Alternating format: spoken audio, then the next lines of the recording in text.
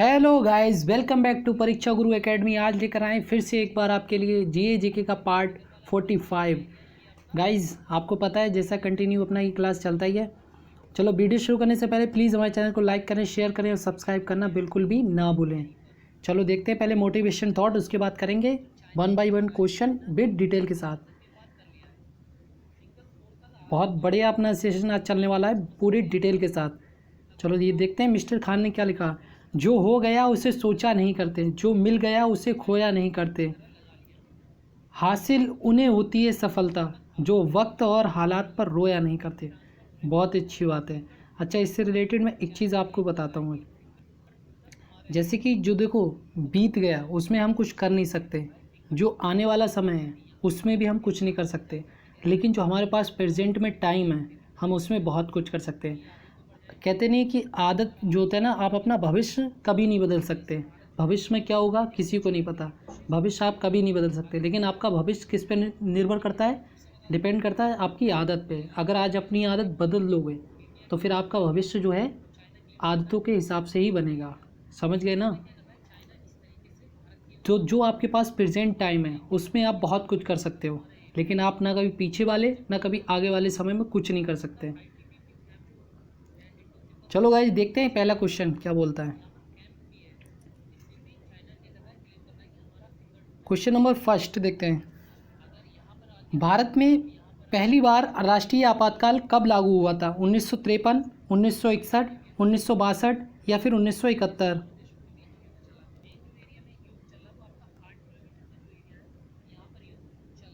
तो भारत में पहली बार राष्ट्रीय आपातकाल कब लागू हुआ था? तो ऑप्शन सी 1962, 26 अक्टूबर 1962 को पहली बार भारत में राष्ट्रीय आपात लागू हुआ था। और किस वजह से हुआ था? तो भारत चीन युद्ध की वजह से हुआ था। देखो तीन जो राष्ट्रीय आपात हैं वो इम्पोर्टेंट है, मैं आपको बता दे रहा हूँ 1 बाय 1। एक 1961 में, एक 1971 में, और तीसरा आपका 1975 में। ठीक है, याद रखना। 1961 में जो आपका होता है राष्ट्रीय आपात, वो किसकी वजह से होता है? 26 अक्टूबर 1900। चलो मैं तीनों की डेट लिख देता हूँ और फिर याद कर लेना। ये तीन राष्ट्रीय आपातकाल अपने भारत देश के अंदर होते हैं। पहला कौन सा होता है? 26 अक्टूबर 1962। दूसरा होता है आपका कब होता है? दूसरा होता है आपका 3 दिसंबर 1971 दूसरा। और तीसरा कब होता है? तो 25 जून 1975। ठीक है, ये आपका कब होता है? 26 अक्टूबर 1962 वाला। ये भारत और चीन युद्ध के समय राष्ट्रीय आपातकाल लगाया जाता है। ठीक है, दूसरा आपका कब होता है? 3 दिसंबर 1971 को होता है। ये आपका भारत और पाकिस्तान युद्ध के समय ये आपातकाल लगाया जाता है। और फिर तीसरा होता है आपका 25 जून 1975 को, जो फिर तत्कालीन प्रधानमंत्री इंदिरा गांधी जी के द्वारा लगाया जाता है। आंतरिक देश में आंतरिक अशांति के कारण ये जो आपातकाल है वो लगाया जाता है 25 जून 1975। ठीक है, आगे समझ गए। और इससे रिलेटेड जो भी क्वेश्चन आते रहेंगे 1 बाय 1 मैं बताता रहूँगा। देखो जो राज्यों में स्टेट में लगता है, स्टेटों में लगा था बहुत बार, तो वो चीज़ अलग है। ये जो देश में लगे आपातकाल मैं उसके बारे में बता रहा हूँ। और ये तीनों लगे थे आपके 352। कौन से? 352 ही लगे थे। क्वेश्चन नंबर 2 क्या बोलता है? सिगोली की संधि पर हस्ताक्षर कब हुए थे? 1811, 1816, 1822 या फिर 1836?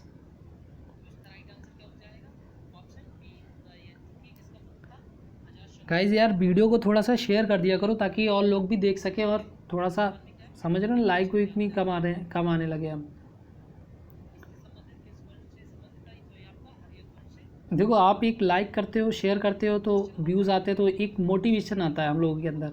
फिर और हमारी जो टीम है वो और अच्छे से वर्क करती है, आपके लिए और अच्छा देने की कोशिश करती है कंटेंट। तो इसका राइट आंसर क्या हो जाएगा? ऑप्शन बी 1816 में। अच्छा, थोड़ा सा जान लेते हैं इसके बारे में। ये 4 मार्च, वो 1811 लग गया, 4 मार्च 1816 को ये संधि हुई थी। ये संधि जो हुई थी वो ब्रिटिश राज्य और नेपाल के बीच हुई थी। ठीक है, इसमें होता क्या है इसके बारे में थोड़ा सा मैं आपको बताऊंगा, अब वो ध्यान से सुन लेना आप। देखो, ईस्ट इंडिया कंपनी और नेपाल के राजा के बीच ये संधि होती है 1814-16 के दौरान हुए ब्रिटिश नेपाली युद्ध के बाद अस्तित्व में लाया गया था। मतलब पहले युद्ध होता है, उसके बाद जो होता है ब्रिटिश राज्य जो भारत में होता है वो और नेपाल के बीच ये संधि होती है। 2 दिसंबर 1815 को क्या होते हैं, हस्ताक्षर होते हैं, और जो अनुमोदन होता है मतलब कि अप्रूवल में जो मिल जाता है वो आपका 4 मार्च 1816 को इसे मिल जाता है अप्रूवल। ठीक है, आगे समझ में। चलो क्वेश्चन नंबर 3 देखते हैं। पेट्रोलियम की गुणवत्ता का मात्रक क्या होता है, ब्यूटेन, प्रोपेन, ऑक्टेन या फिर डेकेन। पेट्रोलियम की गुणवत्ता का मात्रक, तो इसका राइट आंसर क्या हो जाएगा, ऑप्शन सी, ऑक्टेन। देखो, पेट्रोलियम की गुणवत्ता में एक ऑक्टेन जो होती है वो एक रेटिंग होती है। इसमें क्या होता है, जितना ऑक्टेन नंबर बढ़ाया जाता है उतनी ही पेट्रोलियम की जो मतलब शुद्धता होती है वो अच्छी होती है। ठीक है, उतनी खपत जो होती है वो अच्छे तरीके से देता है। जैसे कि आपकी जो भी खपत होती है, जितनी ऑक्टेन रेटिंग, ये क्या है, ऑक्टेन नंबर होता है। ऑक्टेन नंबर जितना बढ़ेगा उतना ही पेट्रोल क्या होता है, शुद्ध होता है, अच्छा होता है, प्योर होता है। ठीक है, तो बस गुणवत्ता का मात्रक, जो गुणवत्ता मतलब कि क्वालिटी मापने के लिए क्या मात्रक है, तो ऑक्टेन। क्वेश्चन नंबर 4 देखते हैं। सबसे ज़्यादा बाघ किस राज्य में पाए जाते हैं, पश्चिम बंगाल, मध्य प्रदेश, तमिलनाडु या फिर उत्तर प्रदेश। तो सबसे ज़्यादा बाघ किस राज्य में पाए जाते हैं, तो ऑप्शन बी, मध्य प्रदेश में। मध्य प्रदेश में कितने बाघ पाए गए, अभी 2019 की रिपोर्ट आई थी तो 526 बाघ। ठीक है, अगर पूरे उसमें पूछ लिया जाए, अब पूरे विश्व में तो याद वो पूरे भारत में तो कितने, 2967, 2967 बाघ जो हैं पूरे देश में हो गए थे। इससे पहले जनसंख्या बहुत कम थी। हालांकि इससे जो मतलब इसके लिए जानवरों के लिए जो संस्था काम कर रही थी उसने 2022 का टारगेट रखा था, लेकिन आपको पता है जैसा कि मतलब हमारे यहाँ अच्छे कल्चर या अच्छे उसकी वजह से, देखभाल की वजह से बाघों की जनसंख्या में एक साथ वृद्धि देखी गई। और 2019 में कितने बाघ पाए गए पूरे इंडिया में, 2967, और जिसमें से 526 बाघ आपके मध्य प्रदेश में पाए गए, गिने गए। अच्छा, उसके बाद अगर बात की जाए मतलब मध्य प्रदेश के बाद कहाँ पे सबसे ज़्यादा पाए गए, तो याद रखना कर्नाटक में। कर्नाटक में भी 524 बाघ गिने गए, काउंटिंग की गई। देखो, ये होता है एक जंगल वाला आपका रिजर्व वाला एरिया है, तो ठीक है, उसमें तो क्या है चारों तरफ से बंद है, लेकिन काफ़ी बड़ा एरिया होता है, किलोमीटरों तक फैला हुआ होता है। तो वहाँ पे क्या होता है, काउंटिंग कर ली जाती है, कैमरे लगा के या हर तरीके से जो वन विभाग वाले होते हैं वो काउंटिंग कर लेते हैं। क्वेश्चन नंबर 5 देखते हैं। किस राज्य की जनसंख्या सबसे कम है, गोवा, मिजोरम, त्रिपुरा या फिर सिक्किम। तो किस राज्य की जनसंख्या सबसे कम है, तो इसका राइट आंसर क्या हो जाएगा, ऑप्शन डी, सिक्किम की जनसंख्या जो है सबसे कम है इसके हिसाब से। अच्छा, वैसे किसकी 2011 की अगर जनगणना की बात करें, स्टैटिस्टिक्स की बात करें, तो फिर सबसे ज़्यादा किसकी थी, यूपी की थी, लगभग 20 करोड़ बताई गई। लेकिन जस्ट टाइम में अगर अब की बात की जाए तो 25 करोड़ से अबव ही होगी। ठीक है, और वैसे किसकी है, सिक्किम की सबसे कम है। अगर पूछ लिया जाए आपका उसमें, हाँ, केंद्र शासित प्रदेश में सबसे ज़्यादा जनसंख्या किसकी है, तो किसकी है आपकी, उसकी है दिल्ली की। ठीक है, और वैसे जो है नॉर्मली आपके सिक्किम की सबसे कम है राज्यों में। क्वेश्चन नंबर 6 देखते हैं, लेकिन इस पे ज़्यादा अभी गौर नहीं करना क्योंकि 2021 की जनगणना होगी तो उसके बाद ही सही आंकड़े निकल के आएंगे। इसे बस ऐसे ही नॉर्मली याद रखो कि सबसे ज़्यादा आपको पता है यूपी में है, फिर महाराष्ट्र में, फिर बिहार, पश्चिम बंगाल, इस तरीके से। क्वेश्चन नंबर 6 क्या बोलता है, बिशप शब्द का संबंध किससे है, बैडमिंटन, पोलो, शतरंज या फिर शूटिंग। बिशप, तो इसका राइट आंसर क्या हो जाएगा, ऑप्शन सी, शतरंज से। देखो आप कैसे याद रखोगे, बिशप मतलब कि इसका शाह और इसका शाह, तो दोनों मिल गए, इसका शाह और इसका शाह, दोनों बड़े बड़े मतलब छोटे छोटे शाह है ना, तो ये आराम से याद रख सकते हो, एक जैसे शाह है ना इसमें, तो आराम से याद हो जाएगा। क्वेश्चन नंबर 7 देखते हैं, पहली बार टेलीविज़न की स्थापना कब हुई? 1952, 1954, 1957 या फिर 1959?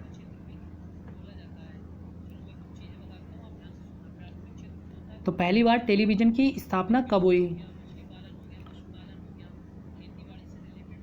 तो इसका राइट आंसर क्या हो जाएगा? ऑप्शन डी, 15 सितंबर 1959 में। ठीक है, भारत के अंदर जो टेलीविज़न की शुरुआत हुई, दूरदर्शन की शुरुआत हुई, वो आपकी 15 सितंबर 1959 को हुई थी। अच्छा, अगर बात करी जाए दूरदर्शन की, तो दूरदर्शन में पहले जो था शैक्षिक और मतलब जैसे कि बहुत सारी चीज़ों को बताना, दवाइयों से रिलेटेड चीज़ों को बताना, तो वही आधे आधे घंटे के प्रोग्राम चलाए जाते थे 1959 के समय में। ये बहुत पुरानी बात है। ठीक है, उसके बाद सबसे पहले जो सीरियल आया आपका 1984 में, हम लोग, यहीं से जो है वो दूरदर्शन काफ़ी फेमस हुआ।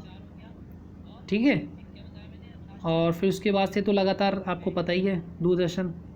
क्वेश्चन नंबर 8 देखते हैं, भारत का राष्ट्रीय वाक्य क्या है? सत्यमेव जयते, जय जवान जय किसान, कर्म ही पूजा है, आदर्श ही जीवन है।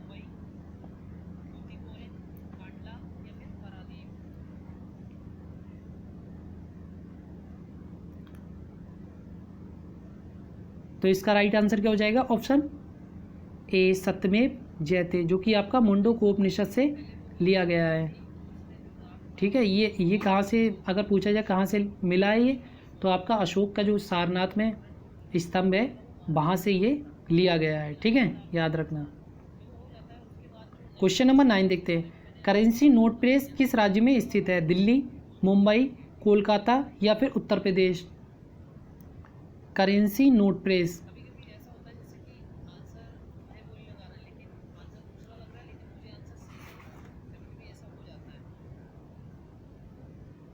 तो इसका राइट आंसर क्या हो जाएगा? ऑप्शन बी, मुंबई में।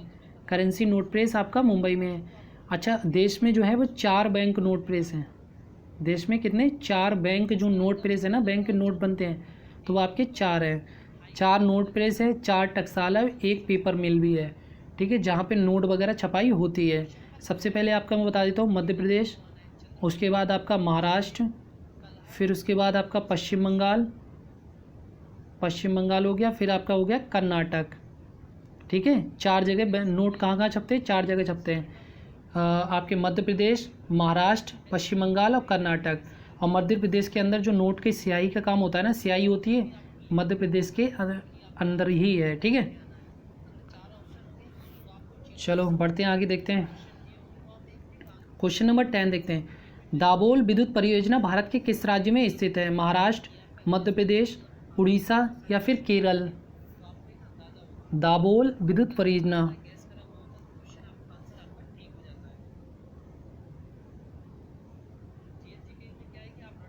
तो इसका राइट आंसर क्या हो जाएगा? ऑप्शन ए, महाराष्ट्र में स्थित है विद्युत परियोजना। ये बिजली वगैरह बनाई जाती है। ये किस नदी पर है? तो आपका याद रखना कावेरी नदी पर।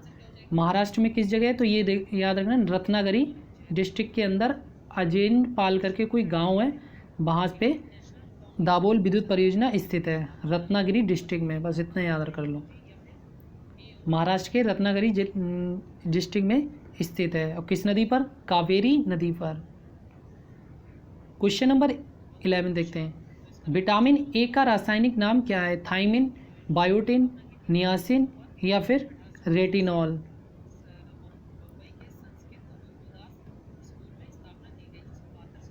तो इसका राइट आंसर क्या हो जाएगा? Option A, retinol. Vitamin A का रासायनिक नाम क्या है? रेटिनॉल।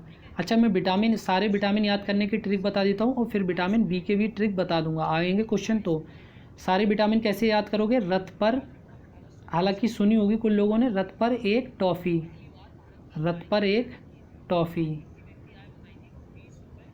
इसका रेटिनॉल, था से थायमिन, और ये आपका विटामिन ए, बी, और एक से एस्कॉर्बिक, और टॉफ़ी से टोकोफ्रॉल, और फिर से फिलोक्विनिन।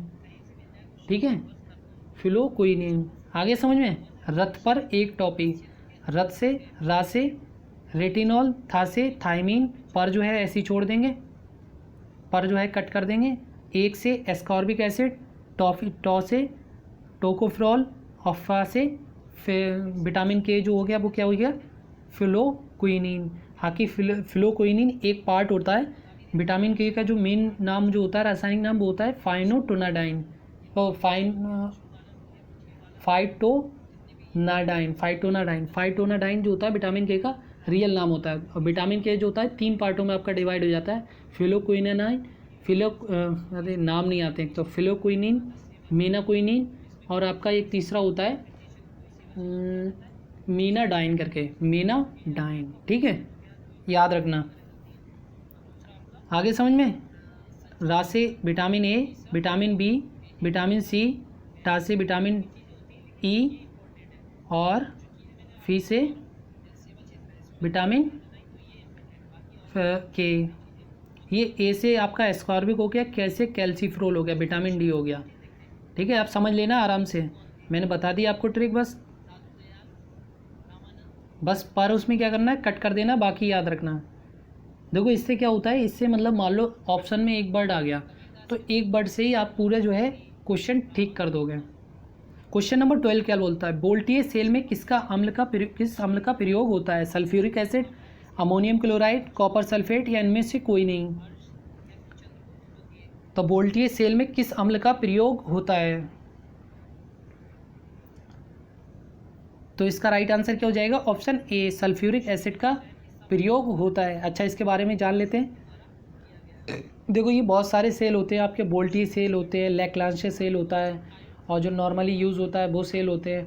बहुत तरीके के सेल पाए जाते हैं। देखो सेल क्या होता है, अलग अलग तरीके के घड़ियों में पाए जाते हैं वो सेल अलग हैं, टीवी में पाए जाते हैं वो सेल अलग है, और जो बड़ी घड़ी में चलते हैं वो सेल अलग है। तो बहुत तरीके के सेल पाए जाते हैं, उन्हीं को जो है नाम दे दिया जाता है। आगे समझ में सेल का मतलब। तो बोल्टियर सेल क्या होता है, इसमें सल्फ्यूरिक एसिड होता है, और ये एक मतलब जैसे कांच का जो होता है ना बना, मतलब कांच का नहीं, ये एक तांबे टाइप का बना हुआ होता है, उसमें ये सल्फ्यूरिक एसिड रखा हुआ होता है। इसके बारे में थोड़ा सा जान लेते हैं। इसकी स्थापना जो की थी आपकी 1799 ईस्वी में एलसेंड्रो बोल्टा, हाँ एलसेंड्रो बोल्टा ने इसकी स्थापना की थी। आराम से याद रख सकते हो, बोल्टियर सेल से बोल्टा ने 1799 में इसकी स्थापना की थी। इस सेल में क्या होती है, जस्ते की छड़ होती है, और तांबे की छड़ कांच के बर्तन में सल्फ्यूरिक एसिड में डूबी रहती है। आगे समझें, इस सेल में क्या होता है, जस्ते की छड़ होती है और दूसरी तांबे की छड़ होती है, जो क्या होता है कांच का बर्तन होता है, उसमें सल्फ्यूरिक एसिड में डूबी रहती है। तांबे की छड़ में जो होता है वो तांबे की छड़ को एनोड कहते हैं, और जस्ते की छड़ को कैथोड कहते हैं। गाइस बस ऐसे ही पढ़ते रहना, मैं आपको डिटेल पूरी बताऊंगा हर क्वेश्चन की। अब आपका कोई भी एग्ज़ाम बचना नहीं है आपके हाथ से। लैक्लांशे सेल में प्रयुक्त रसायन है, sulphuric acid, ammonium chloride, copper sulphate, या इनमें से कोई नहीं। तो इसका राइट आंसर क्या हो जाएगा, option B, ammonium chloride, NH4Cl होता है। उसमें बोल्टियर सेल में कौन सा होता है आपका, सल्फ्यूरिक एसिड, इसमें होता है आपका अमोनियम क्लोराइड, NH4Cl, जिसे क्या बोलते हैं नौसादर भी बोला जाता है। इसकी स्थापना किसने की थी, 1766 ईस्वी में इसकी स्थापना की थी। फ्रांस के वैज्ञानिक थे, हाँ जॉर्जेस लेक्लांची करके नाम आता है, ठीक है, जिसे अपने लोग पढ़ते हैं लेक्लांचे, जॉर्जेस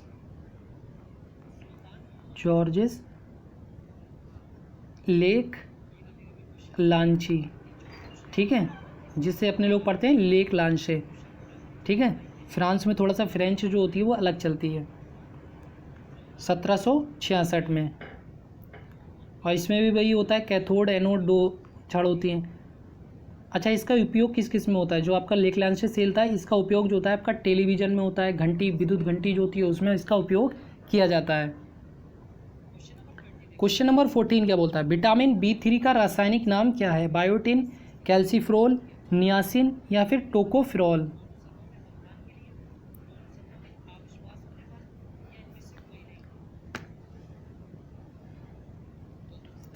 गाइस देखो ये वाली क्लास जो होती है ना, ये और आपकी जो भी अब क्लास सारी चल रही है, अपना बिल्कुल एकदम फ्री माइंड से बैठा करो। कोई भी टेंशन लेके मत बैठा करो। देखो एक चीज़ मैं बताऊँ आपको, जब आप माइंड पे कोई चीज़ लोड लिए होते हो ना ऑलरेडी, तो आपको आता हुआ क्वेश्चन भी गलत होता है, ये बात ध्यान रखना। जब एकदम आपका माइंड अच्छा चलता है ना, तो आपके ऑटोमेटिक आंसर ठीक होते हैं, इस बात को आप फील करते होगे अच्छे से।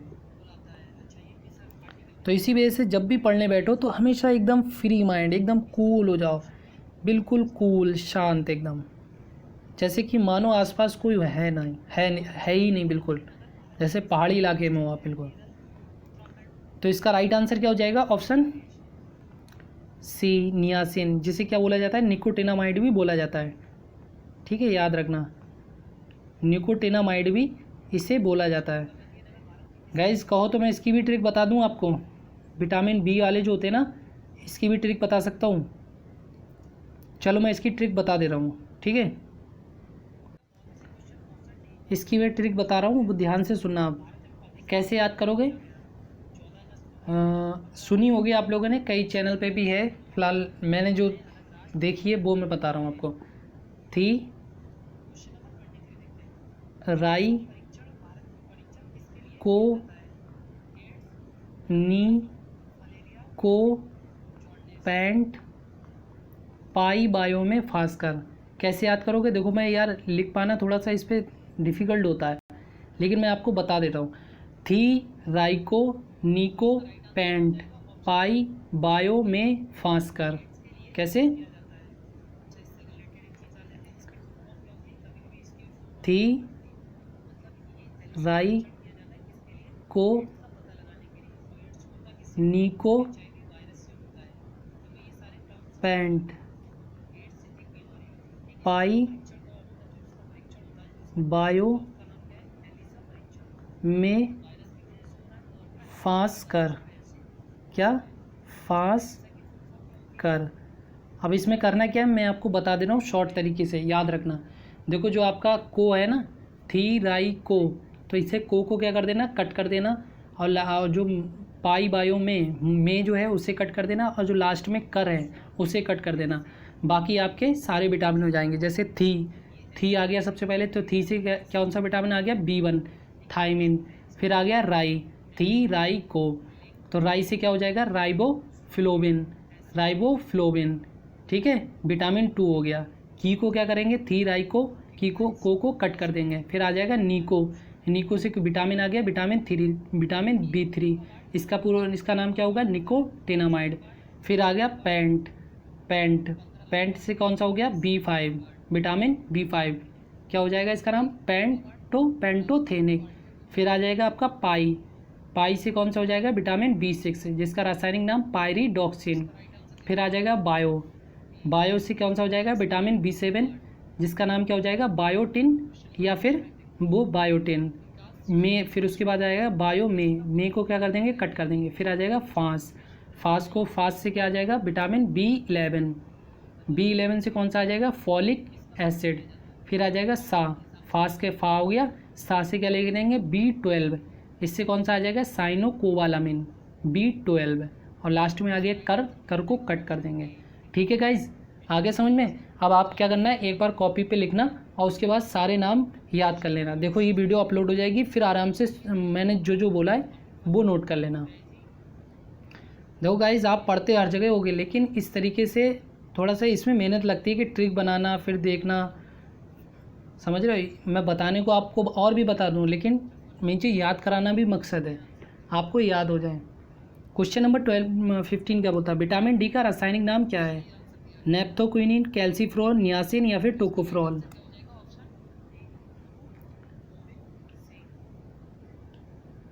तो इसका राइट आंसर क्या हो जाएगा? Option D, कैल्सीफ्रोल। कोलिकैल्सीफ्रोल भी बोला जाता है इसे।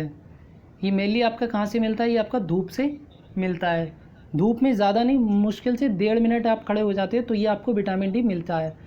ठीक है, उसके अलावा मछली के तेल में प्रचुर मात्रा में पाया जाता है। बाकी ये बोलते हैं कि जो हैन होता है ना, मुर्गा, इसमें भी आपका विटामिन डी पाया जाता है। तो बहुत सारी चीज़ों में पाया जाता है। मछली का जो ये पेट में जो होता है वो भरपूर मात्रा में पाया जाता है। क्वेश्चन नंबर 16 देखते हैं। जलियांवाला बाग हत्याकांड के समय वायसराय कौन था?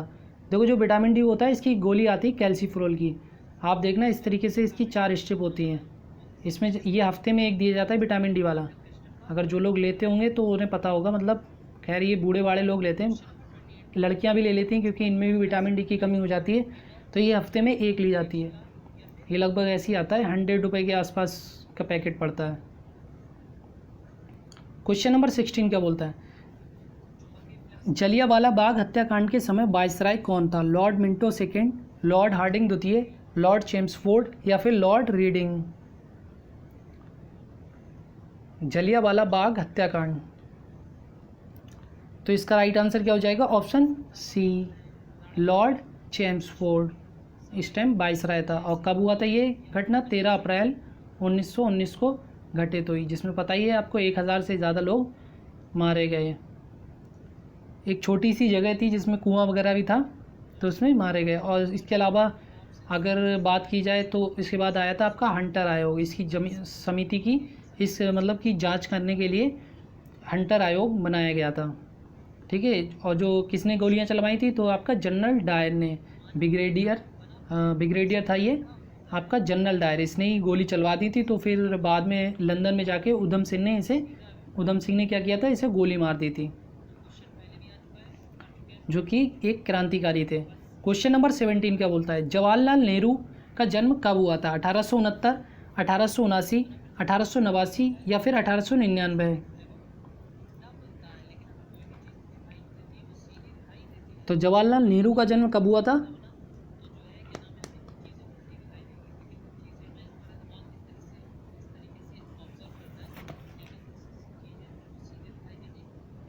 तो इसका राइट आंसर क्या हो जाएगा? ऑप्शन सी, 1889 को, 14 नवंबर 1889 को जवाहरलाल नेहरू का जन्म हुआ था। और मृत्यु कब हुई थी? 27 मई 1964 को, याद रखना 27 मई 1964 को दिल्ली में। हाँ, इनका जन्म कहाँ हुआ था?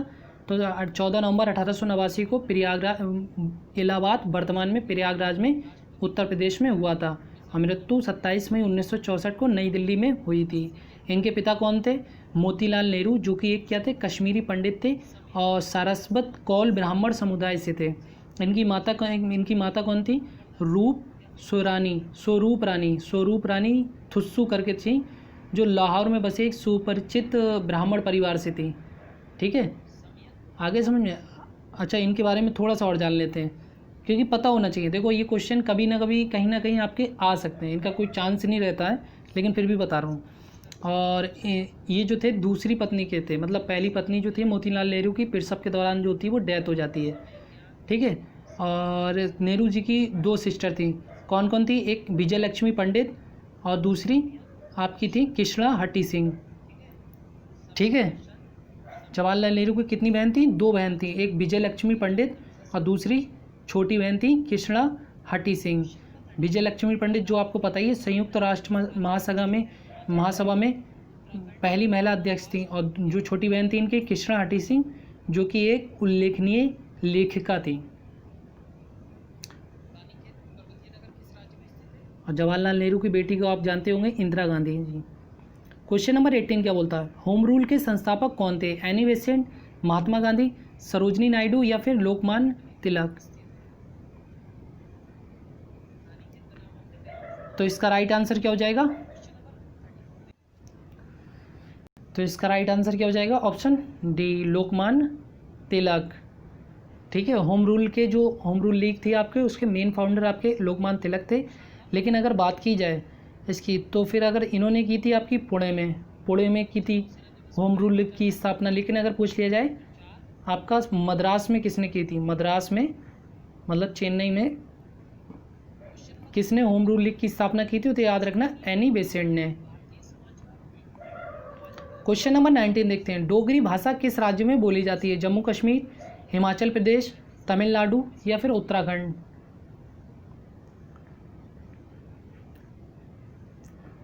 तो इसका राइट आंसर क्या हो जाएगा? Option A, Jammu Kashmir.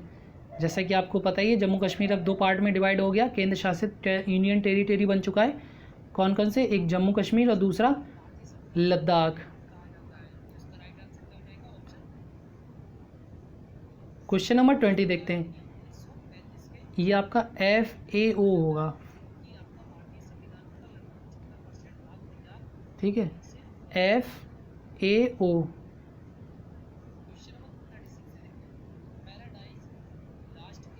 ठीक है। FAO का मुख्यालय कहाँ है? न्यूयॉर्क, वॉशिंगटन DC, रोम या फिर नीदरलैंड। देखो गाइज, आपके हर इस वाली सीरीज़ में आपके हर टाइप के क्वेश्चन आ जाते हैं, समझ रहे हो। आपके करेंट अफेयर्स के 2-3 क्वेश्चन, 3-4 क्वेश्चन जो भी आ जाते हैं। इसके अलावा आपके साइंस के 1-2 क्वेश्चन आ जाते हैं। इसके अलावा आपके जो प्रौद्योगिकी होती है, टेक्निकल चीज़ें होती हैं, उसमें भी क्वेश्चन आ जाते हैं। इतिहास से भी आ जाते हैं, ज्योग्राफी के भी आ जाते हैं। सारे क्वेश्चन देखो, ये पूरा मैंने बताया ना पेपर सेट है बना हुआ, तो सारे क्वेश्चन मैं इंक्लूड करता हूँ। तो इसका राइट आंसर क्या हो जाएगा? ऑप्शन सी, रोम, इटली में। इसके बारे में थोड़ा सा जान लेंगे, हालांकि इसके बारे में कभी ज़्यादा इतना पूछा नहीं जाएगा, लेकिन फिर भी थोड़ा सा जान लेते हैं। ये इसकी फुल फॉर्म क्या होती है? Food and Agriculture Organisation, Food and Agriculture Organisation. और इसकी स्थापना कब हुई थी? 16 अक्टूबर 1965 को, 16 अक्टूबर 1965 को। ये आपका यूनाइटेड नेशन जो होता है, संयुक्त राष्ट्र संघ, उसी के अंडर में आता है। इसका हेडक्वार्टर कहाँ है? रोम, इटली में है। और इसके वर्तमान में पूछ लिया जाए हेड कौन है, वर्तमान में हेड कौन है, तो याद रखना कू डुंग करके हैं, कू डेंगू, ठीक है। इसके वर्तमान में हेड कौन है? तो कू डेंगू करके, कू डोंगू। यार नाम ही नहीं आ रहा है, पता नहीं कैसा नाम है, कू डोंगू इनका नाम है, ठीक है। और पेरेंट इसकी ऑर्गेनाइजेशन कौन है? तो मैंने बताया था United nation economic and social council. अगर वर्तमान में बात करें कि इसका मतलब कहाँ पर चलता है, तो आपका 130 कंट्रीज़ में लगभग चलता है। ये मेनली काम किस में करती है? आपका फील्ड हो गया, एग्रीकल्चर हो गया, मतलब खेती बाड़ी में हो गया, फिशरीज़ हो गया, मतलब ये मछली पालन हो गया, जितनी भी ये खेती वाली चीज़ों से रिलेटेड चीज़ें हैं, इसके लिए ये संस्था कार्य करती है पूरे वर्ल्ड में। लगभग 130 से ज़्यादा देशों में ये काम करती है। क्वेश्चन नंबर 21 देखते हैं गाइज।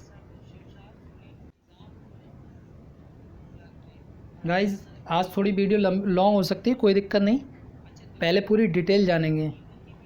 प्रथम ओलंपिक खेल कब हुआ था? 748, 776, 778 या फिर 780? ये बहुत पुराने ज़माने की बात कर रहा है, जब ईसा पूर्व चलता था।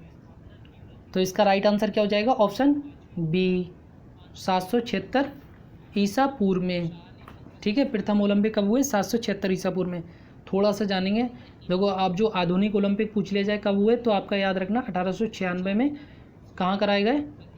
एथेंस, ग्रीस में कराए गए। ये भी आपका ग्रीस, यूनान में ही कराए गए थे, याद रखना, 776 ईसा पूर्व। अच्छा, एक चीज़ मैं बताऊं, जो आपके बहुत पुराने ज़माने में पहुँच जाओ, अगर 1000 ईसा पूर्व से पूर्व, तो आपका जो यूनान वाला एरिया था, ये काफ़ी मतलब एग्रीकल्चर और टेक्निकल के मामले में पूरे दुनिया में फेमस था, ठीक है। आपके समय में आपको बताइए, आपके समय में तो ये 4-5 देश हैं जो फेमस हैं। तो प्रथम ओलंपिक खेल 1896 में आपके एथेंस, ग्रीस में कराए गए। अच्छा, इनका जन्मदाता कौन बोला जाता है? तो प्यूरे डी कुबर्टियन इसके जन्मदाता है, ठीक है। और पहले शीतकालीन ओलंपिक कब कराए गए? तो याद रखना आपके 1924 में, कब? फ्रांस में कराए गए। और पहले ग्रीष्मकालीन तो 1896 में एथेंस, ग्रीस में कराए गए। और अभी होना थे आपके रिसेंटली में टोक्यो में होना थे, वो कैंसिल हो गए, कैंसिल नहीं हुआ है, उसका टाइम बढ़ा दिया गया है। अब देखो कब होंगे। क्वेश्चन नंबर 22 देखते हैं। वाटर पोलो में खिलाड़ी की संख्या कितनी होती है? 5, 6, 7 या 8?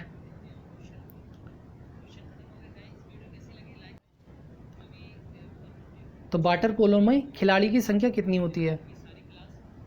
तो इसका राइट आंसर क्या हो जाएगा? ऑप्शन सी, 7 खिलाड़ी होते हैं। चलो देखते हैं आगे। Question number 23। भारत का सबसे ऊंचा जलप्रपात किस राज्य में स्थित है? केरल, कर्नाटक, तमिलनाडु या फिर आंध्र प्रदेश? जलप्रपात को इंग्लिश में क्या बोलते हैं? फॉल्स। तो इसका राइट आंसर क्या हो जाएगा? Option B, Karnataka. किस नाम से जाना जाता है? जोग या गरसोप्पा जलप्रपात, ठीक है। जोग या गरसोप्पा जलप्रपात, जो जिसे वर्तमान में महात्मा गांधी जलप्रपात के भी नाम से भी जाना जाता है, जो कि आपका कर्नाटक में है। किस नदी पर? आपका शरावती नदी पर स्थित है, शरावती नदी पर स्थित है। मैंने इससे रिलेटेड एक ट्रिक भी बताई थी, फिर से बता रहा हूँ, याद कर लो। आपका मान लो जोग है, तो जोक आप पानी में गए, जोक होती है ना जो चिपक जाती है, तो जोक आपके चिपक गई, फिर आप क्या करोगे, नाटक करोगे। क्यों करोगे? क्योंकि मतलब किसी बंदे ने शराब पी रखी थी, ठीक है, कोई बंदा था शराब पी रखी थी, वो पानी के अंदर गया तो जोक चिपक गई, तो वो क्या करेगा, नाटक करेगा। आ गई सारी चीज़ें, आपने रिलेट कर ली एक दूसरे से। शराब से मतलब शराबती नदी हो गई, जोक से मतलब जोक या गरसोप्पा जलप्रपात हो गया, फॉल्स हो गया, और आपका नाटक से कर्नाटक हो गया। ठीक है, अगर वर्ल्ड में पूछ लिया जाए सबसे ऊंचा जलप्रपात कौन सा है, तो याद रखना आपका एंजल जलप्रपात, जो कि आपका कहाँ पर है, आपका वेनेजुएला देश के अंदर है। ठीक है, आगे समझ में, एंजल जलप्रपात जो कि आपका वेनेजुएला देश के अंदर। क्वेश्चन नंबर 24 देखते हैं, न्यूयॉर्क किस नदी के तट पर बसा हुआ है, हडसन, सीन, डैन्यूब या फिर राइन?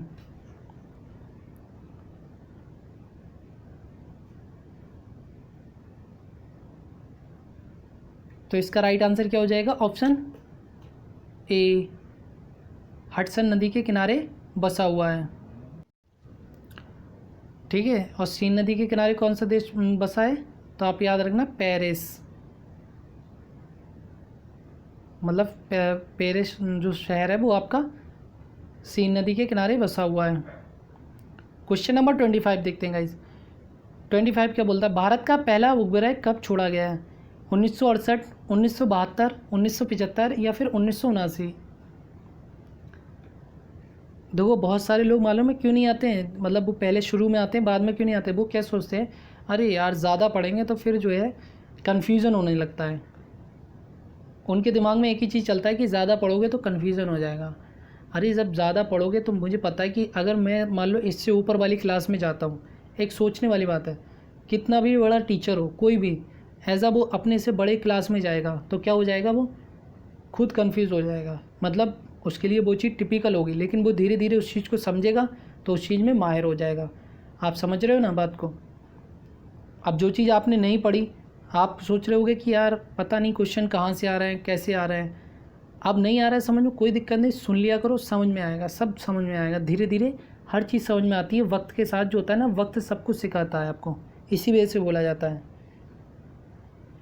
ठीक है, जो भी चीज़ नहीं आया करे समझ में, आराम से समझा करो, देखा करो, और बाद में एक कॉपी पे नोट कर लिया करो। तो इसका राइट आंसर क्या हो जाएगा, ऑप्शन सी, 1975 को छोड़ा गया। भारत का पहला उपग्रह कब छोड़ा गया, तो 1975 को। अच्छा, इसके बारे में थोड़ा सा जान लेते हैं। ये आपका 19 अप्रैल 1975 को छोड़ा गया था, और किसके सहयोग से, तो रूस के सहयोग से, रूस के सहयोग से। और जो प्रक्षेपण होता है ना छोड़ने वाला, उसे क्या बोलते हैं, कॉस्मोस 3M प्रक्षेपण वाहन द्वारा प्रक्षेपित किया गया था। किस नाम से, रूस के सहयोग से, और कॉस्मोस 3M प्रक्षेपण वाहन द्वारा इसे जो था प्रक्षेपित किया गया था। और कब किया गया था, 19 अप्रैल 1975 को। क्वेश्चन नंबर 26 से देखते हैं, पृथ्वी का औसत घनत्व कितना है, 3.5 ग्राम पर सीसी, 4.4, 5.5, 5.1 या फिर 5.5?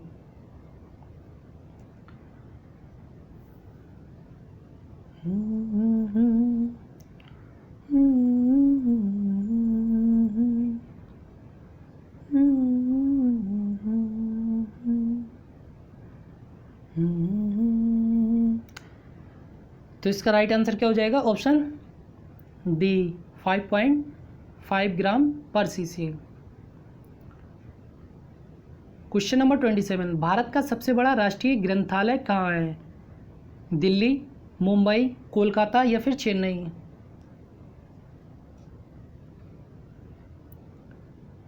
तो भारत का सबसे बड़ा राष्ट्रीय ग्रंथालय मतलब कि लाइब्रेरी, तो इसका राइट आंसर क्या हो जाएगा, ऑप्शन ए, दिल्ली में। क्वेश्चन नंबर 28 देखते हैं, शक संवत का अंतिम राष्ट्रीय कैलेंडर माह क्या होता है, चैत्र, वैशाख, फागुन या फिर आषाढ़?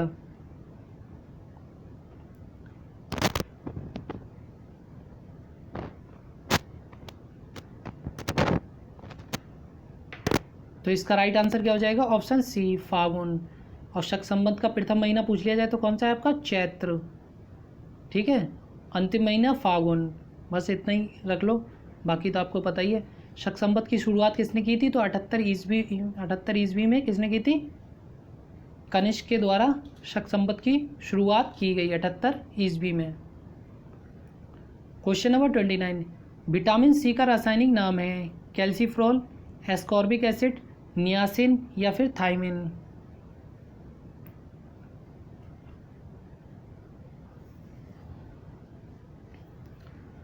तो विटामिन सी का रासायनिक नाम क्या है? तो इसका राइट आंसर क्या हो जाएगा? Option B, ascorbic acid. ये क्या होता है? विटामिन सी आपका जो इम्यूनिटी पावर होता है ना, उसे बहुत अच्छा करता है, रोगों से लड़ने की क्षमता को बहुत अच्छा करता है विटामिन सी। मेनली किस में पाया जाता है? आपका हो गया आंवला, संतरा, जितने भी खट्टी टाइप के फल होते हैं उसमें विटामिन सी ज़्यादा पाया जाता है। क्वेश्चन नंबर 30 देखते हैं। विश्व अहिंसा दिवस मनाया जाता है 2 अक्टूबर, 10 अक्टूबर, 1 नवंबर या फिर 31 दिसंबर।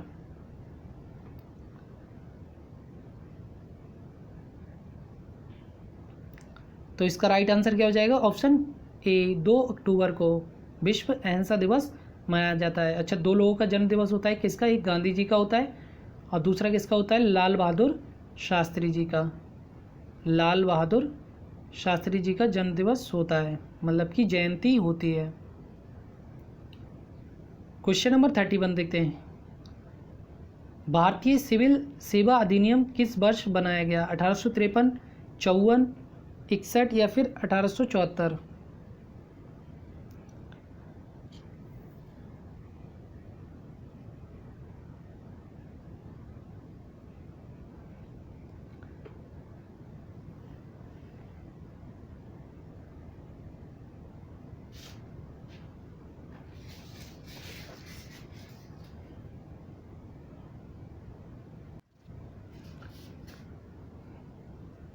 तो इसका राइट आंसर क्या हो जाएगा? ऑप्शन सी, 1861 में।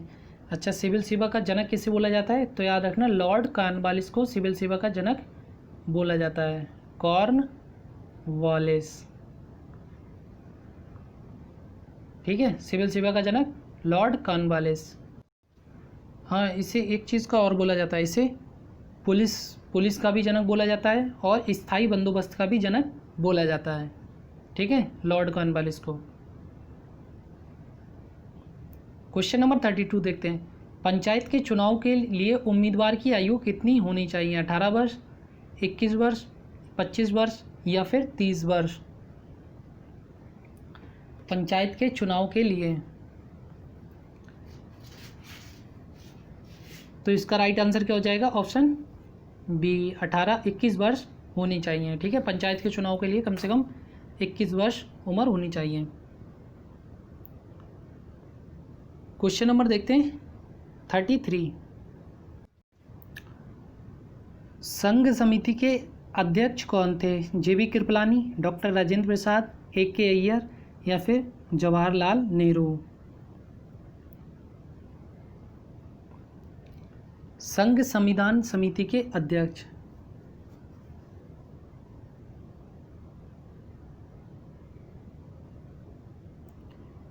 तो इसका राइट आंसर क्या हो जाएगा? Option D, Jawaharlal Nehru. Question number 34 देखते हैं। किसी राज्य के विधानसभा में न्यूनतम सीट कितनी होनी चाहिए? 60, 80, 90 या फिर 120।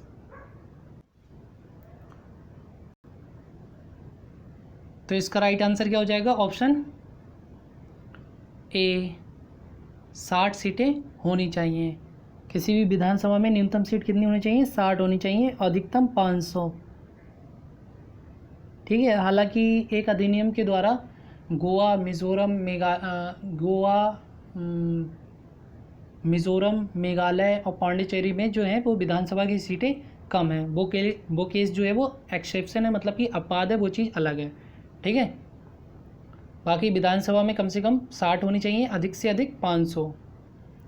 यूपी में कितनी है आपकी? 403 या 404 होती हैं टोटल, एक चुना जाता है। क्वेश्चन नंबर 35 देखते हैं क्या बोलता है। विधान परिषद के सदस्यों का कार्यकाल कितने वर्षों का होता है? 3 वर्ष, 4 वर्ष, 5 वर्ष या फिर 6 वर्ष।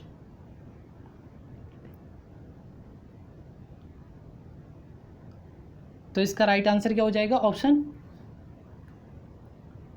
जल्दी से बताओ। ऑप्शन डी, 6 वर्ष। ठीक है। अच्छा, ये किस आर्टिकल के तहत आता है? तो आर्टिकल 169, आर्टिकल 169। और अगर विधानसभा पूछ लिया जाए तो किस आर्टिकल के तहत? 168। ठीक है। नहीं, विधानमंडल जो आता है वो आपका आता है 168 के तहत। देखो मैं भी कंफ्यूज हो जाता हूँ, ऐसा नहीं गाइस, देखो आप ही कंफ्यूज होते हैं, कंफ्यूज मैं भी होता हूँ, मैं भी आपकी तरह हूँ। कोई ऐसा नहीं है कि मैं लंदन से पढ़ के आया हूँ, वो भी कंफ्यूज होते हैं, ऐसा नहीं, कंफ्यूज सब होते हैं, बट थोड़ा सा ध्यान रखना पड़ता है। देखो विधानमंडल जो आता है तो आपका 168 के तहत आता है, विधान परिषद जो आता है 169 के तहत, और एक विधानसभा जो आती है वो आर्टिकल 170 के तहत। ठीक है, आगे समझ में? विधानमंडल 168, विधान परिषद 169, और विधानसभा जो आती है आपकी 170। विधानसभा मतलब लेजिस्लेटिव असेंबली। क्वेश्चन नंबर 36 देखते हैं। राज्य मंत्रिपरिषद का गठन किस अनुच्छेद के तहत हुआ? अनुच्छेद 123, 143, 163 या फिर 173? तो राज्य मंत्रिपरिषद का गठन किस अनुच्छेद के तहत हुआ? तो ऑप्शन सी, अनुच्छेद 163। अच्छा, एक चीज़ और बता देता हूँ, जो मंत्रिपरिषद होती है राज्य में उसका अनुच्छेद 163 के तहत होता है, लेकिन जो मुख्यमंत्री होता है उसकी नियुक्ति किस आर्टिकल के तहत होती है? तो याद रखना 164। ठीक है, ये इस वजह से बताया मैंने ताकि कन्फ्यूज़न ना हो मुख्यमंत्री का। कोई सवाल नहीं था यहाँ पर, लेकिन बताना ज़रूरी था। राज्य में जो मंत्रिपरिषद होता है उसकी गठन किस अनुच्छेद? 163, मुख्यमंत्री 164। क्वेश्चन नंबर 37 देखते हैं। लोक लेखा समिति में लोकसभा के कितने सदस्य होते हैं? 7, 15, 20 या फिर 22? लोक लेखा समिति, तो आपको पता है टोटल सदस्य कितने होते हैं इसमें? 22 सदस्य होते हैं, 15 लोकसभा से और 7 राज्यसभा से। और कार्यकाल कितना होता है? 1 ईयर का कार्यकाल होता है इसका। इसका जो हेड कौन होता है? अपोजिट पार्टी का लीडर होता है, मतलब अपोजिट पार्टी का कोई भी बन जाता है इसका। तो इसका राइट आंसर क्या हो जाएगा? ऑप्शन बी, 15 होते हैं लोकसभा लेखा समिति। ठीक है, राज्यसभा से 7। ये देखो प्राक्कलन समिति का भी क्वेश्चन आ गया। प्राक्कलन समिति में कुल कितने सदस्यों की संख्या होती है? 15, 20, 22 या फिर 30? इसे आई थिंक एस्टीमेट समिति करके भी बोला जाता है, एस्टीमेट करके। ठीक है, एक बार रीचेक कर लेना, कोई नहीं, इंग्लिश में एस्टीमेट समिति बोला जाता है। तो कितने सदस्य होते हैं? कुल सदस्यों की संख्या कितनी होती है? तो ऑप्शन डी, 30 सदस्यों की संख्या होती है, और तीसों ये किससे होते हैं? लोकसभा से होते हैं। ठीक है, याद रखना 300 सदस्य किससे होते हैं? लोकसभा से होते हैं। इसका भी कार्यकाल 1 ईयर का होता है।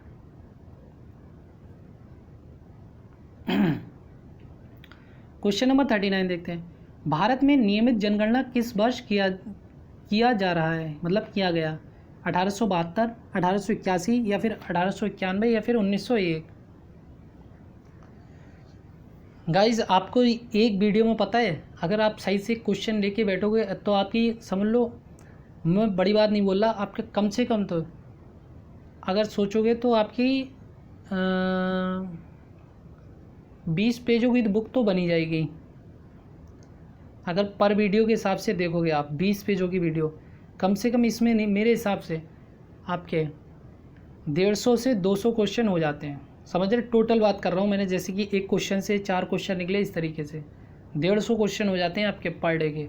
इतनी प्रैक्टिस आपके लिए पता है, एग्ज़ाम कोई से भी नहीं बचना है आपका। यूपीएससी लेवल भी कर सकते हो, मतलब प्री वाला, मेन तो थोड़ा सा टफ होता है।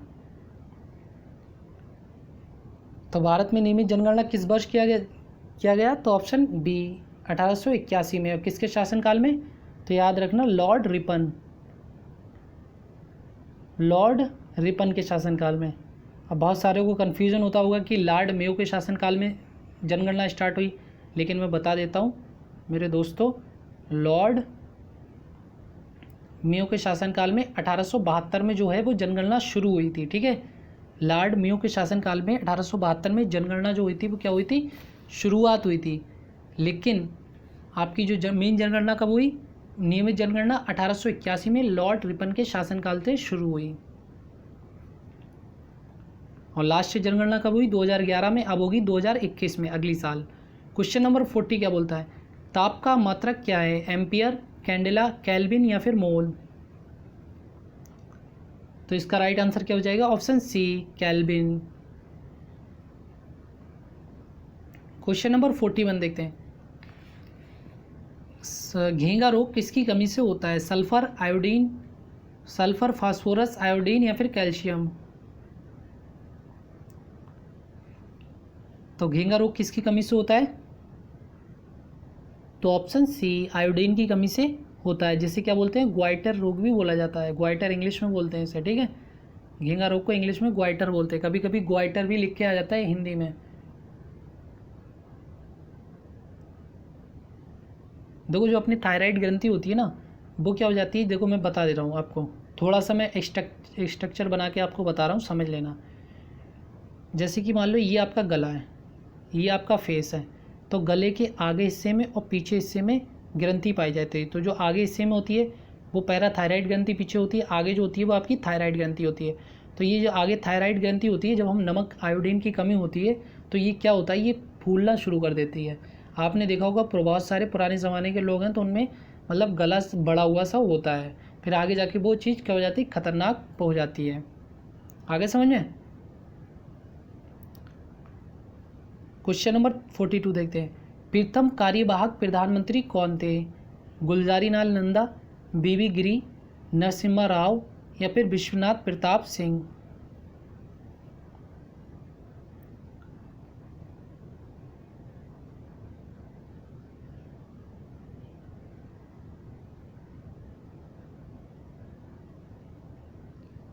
तो इसका राइट आंसर क्या हो जाएगा? Option A, Gulzarilal Nanda. ठीक है, कार्यवाहक का मतलब होता है आपका केयरटेकर या फिर काम चलाऊ के हिसाब से, क्योंकि जवाहरलाल नेहरू के तुरंत बाद गुलजारीलाल नंदा को बना दिया जाता है। थोड़े समय के लिए बनते हैं हालांकि, लेकिन ये कार्यवाहक प्रधानमंत्री कहलाते हैं। ठीक है, प्रथम कार्यवाहक प्रधानमंत्री। क्वेश्चन नंबर 43 देखते हैं। तुगलक वंश का संस्थापक कौन था? बलबन, इल्तुतमिश, गयासुद्दीन तुगलक या फिर इनमें से कोई नहीं?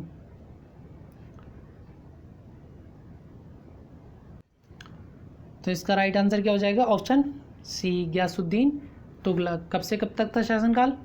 तो 1320 से, तुगलक वंश का 1320 से 1413 तक।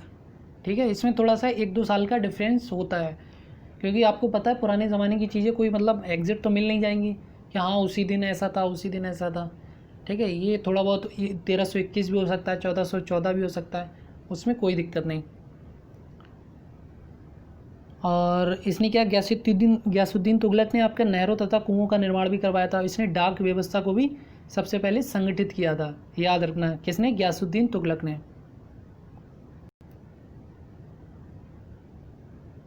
क्वेश्चन खत्म हो गया गाइस। वीडियो कैसी लगी लाइक करें, शेयर करें और सब्सक्राइब करना बिल्कुल भी ना भूलें।